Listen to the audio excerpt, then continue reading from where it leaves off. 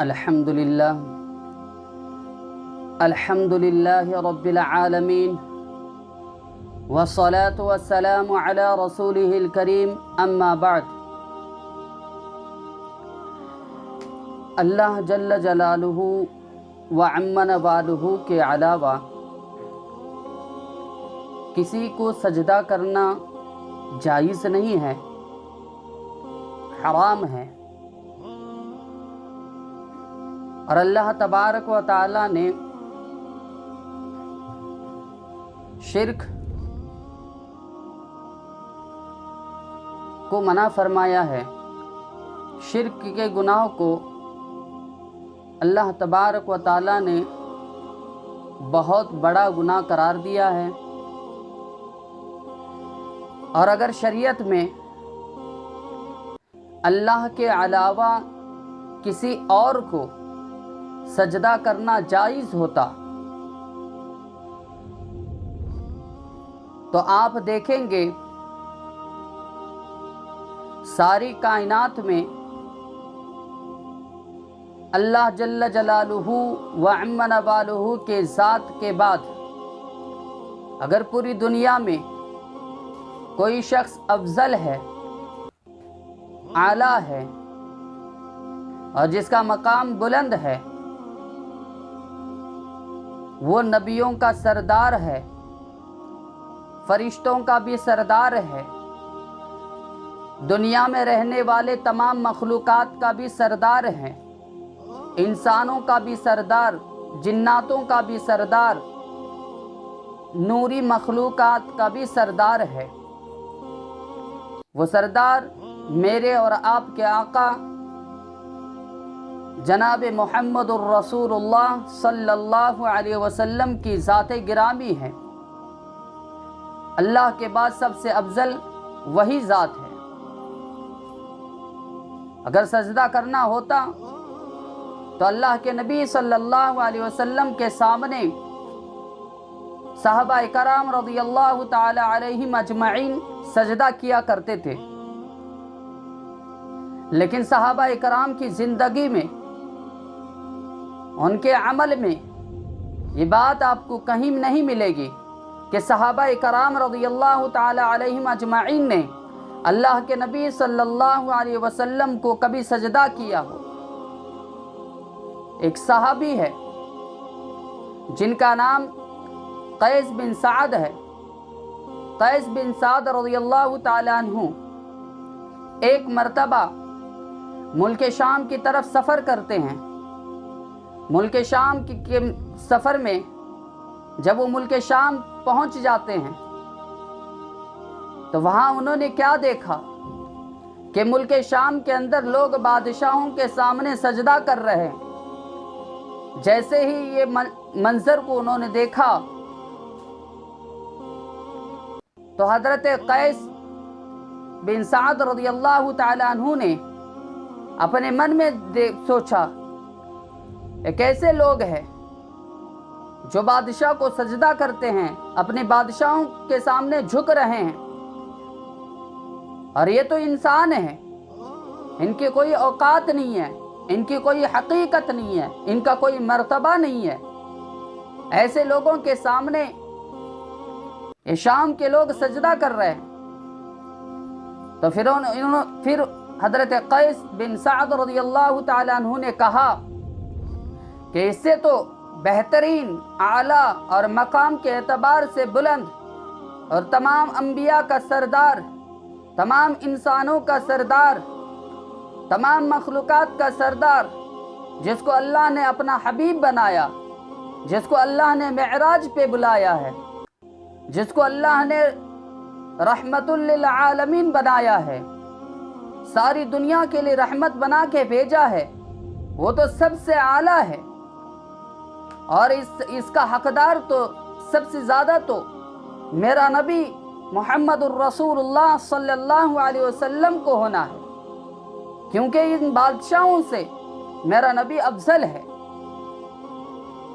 جب وہ ملک شام سے مدینہ منورہ تشریف لے گئے، جب مدینہ منورہ پہنچ گئے تو اللہ کے رسول صلی اللہ علیہ وسلم کی خدمت میں تشریف لے گئے، جا کر اللہ کے رسول صلی اللہ علیہ وسلم سے کہنے لگے، یا رسول اللہ صلی اللہ علیہ وسلم، میں ملک شام کے سفر میں گیا تھا، وہاں میں نے دیکھا کہ وہاں کے لوگ بادشاہوں کے سامنے سجدہ کرتے ہیں، بادشاہوں کے سامنے جھکتے ہیں، اور میں نے یہ خیال کیا کہ وہ تو بادشاہ جس کی حقیقت کچھ نہیں ہے، اس سے اعلیٰ تو آپ ہیں، اس سے افضل تو آپ ہیں، آپ کو اللہ نے اپنا حبیب بنایا ہے،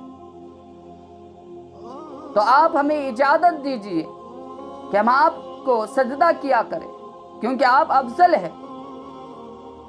تو اللہ کے رسول صلی اللہ علیہ وسلم نے حضرت قیس بن سعد رضی اللہ تعالی عنہ کو کہا کہ آپ میرے دنیا سے چلے جانے کے بعد بھی جب آپ میری قبر کے پاس سے گزرو گے تو کیا میرے قبر پر بھی آپ سجدہ کرو گے؟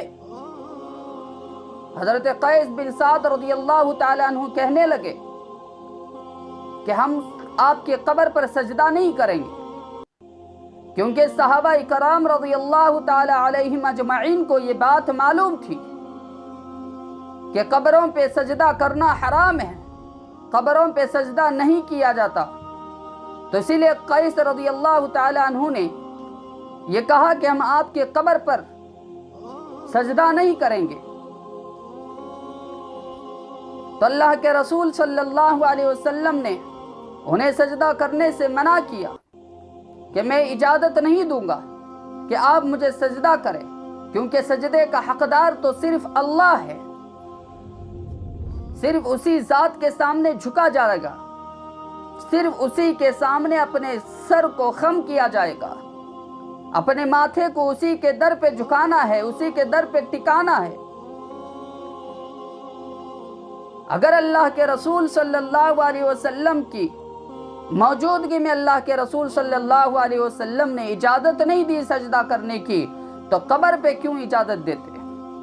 کیونکہ اللہ کے رسول صلی اللہ علیہ وسلم کا دنیا میں موجود ہونا اور قبر میں چلے جانا یہ دونوں برابر ہیں، یکساں ہیں، کیونکہ اللہ کے رسول صلی اللہ علیہ وسلم یہاں بھی زندہ ہے اور قبر مبارک میں بھی زندہ ہے۔ جب اللہ کے رسول صلی اللہ علیہ وسلم نے یہاں اجازت نہیں دی سجدہ کرنے کی، تو قبروں پر کیسے اجازت دیتے؟ تو اسی لیے جھکنا ہے تو صرف اللہ کے سامنے جھکنا ہے، اللہ کے علاوہ کسی کے سامنے سجدہ نہیں کرنا ہے۔ اور بعض لوگ یہ کہتے ہیں تعظیم کے غرض سے ہم جھکتے ہیں، تعظیم کرتے ہیں، تو اللہ کے رسول صلی اللہ علیہ وسلم نے کیا بتایا کہ تعظیم کی نیت سے بھی سجدہ کرنا جائز نہیں ہے۔ اللہ کے رسول صلی اللہ علیہ وسلم نے آگے ارشاد فرمایا، آگے یوں کہا، اگر میں سجدہ کرنے اللہ تبارک و تعالیٰ نے اگر سجدہ کرنے کی اللہ کے علاوہ کسی کو سجدہ کرنے کی اجازت دیتے تو سب سے پہلا میں عورتوں کو اجازت دیتا، سجدہ کرنے کو عورتوں سے کہتا کہ تم اپنے شوہروں کو سجدہ کیا کرو۔ کیوں؟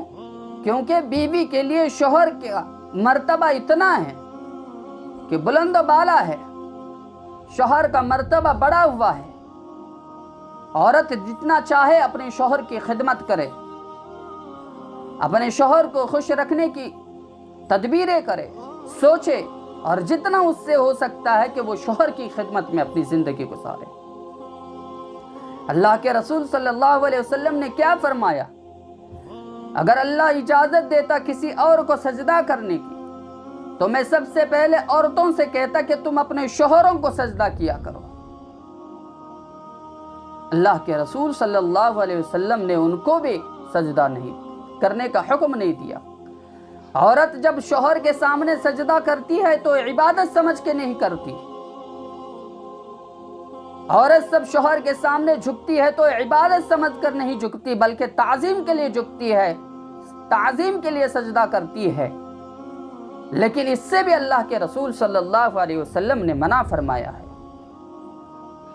اللہ کے رسول صلی اللہ علیہ وسلم نے شرک سے منع فرمایا ہے، اللہ کے علاوہ کسی کے سامنے سجدہ کرنے کو منع فرمایا ہے۔ تو ہم اللہ کے علاوہ کسی کے سامنے سجدہ نہ کریں. اگر روئیں تو اسی کے در پہ روئیں, اسی کے سامنے روئیں. اگر منتیں مانگنی ہے تو اسی کے در سے مانگیں. اسی لیے ایک جملہ کہا کر بزرگوں نے ایک جملہ کہا ہے, نظر بھی اس کی ہو نیاز بھی اس کی ہو. یعنی ہم نظر بھی اللہ کی مانیں, منتیں بھی اللہ سے مانیں اور نیاز بھی اسی کی کریں. ہم جو بھی مرادیں مانگ رہے ہیں وہ اللہ سے مانگے, مشکل کشا صرف اللہ کو مانیں. جب اتنی بڑی ہستی جس کو اللہ نے, جس کے وجود پر اللہ نے پوری کائنات کو بچھا دیا ہے, جس کے مبعوث پر اللہ تبارک و تعالیٰ نے انسان کو ایک مقام دیا ہے, جس کے آنے سے عورتوں کو اللہ نے حقوق دلوایا ہے, جس کے آنے سے انسان کو انسانیت سکھایا ہے, وہ ذات گرامی سب سے افضل ہے. جب اسی کو سجدہ کرنا جائز نہیں ہے تو اوروں کو سجدہ کرنا کیسے جائز ہو سکتا ہے؟ تو اسی لیے اللہ تبارک و تعالیٰ کے سامنے جھکنے کی عادت ڈالے. اللہ کے علاوہ کسی کے سامنے سجدہ نہ کرے, اللہ کے علاوہ کسی کو معبود نہ مانے, اللہ کے علاوہ کسی کے سامنے اپنے سر کو نہ جھکائے. اگر منتیں مانگنی ہے تو اللہ سے مانگے, تو اللہ تبارک و تعالیٰ کے علاوہ کسی کو سجدہ نہ کرے, اللہ کے علاوہ کسی سے نہ مانگے, بلکہ ہر حال میں ہر وقت میں ہم اللہ سے مانگنے کی عادت ڈالیں. اللہ کے سامنے جتنا ہم سر جھکائیں گے اللہ کا قرب اتنا ملے گا, اللہ کی مددیں آئیں گی, اللہ کی رحمتیں, اللہ کی برکتیں آئیں گی. اللہ تبارک و تعالی عمل کی توفیق عطا فرمائے اور ان جیسے خرافات سے ہم سب کی حفاظت فرمائے, اور اللہ تبارک و تعالی اپنے سامنے جھکنے کی توفیق عطا فرمائے, بار بار جھکنے کی توفیق عطا فرمائے.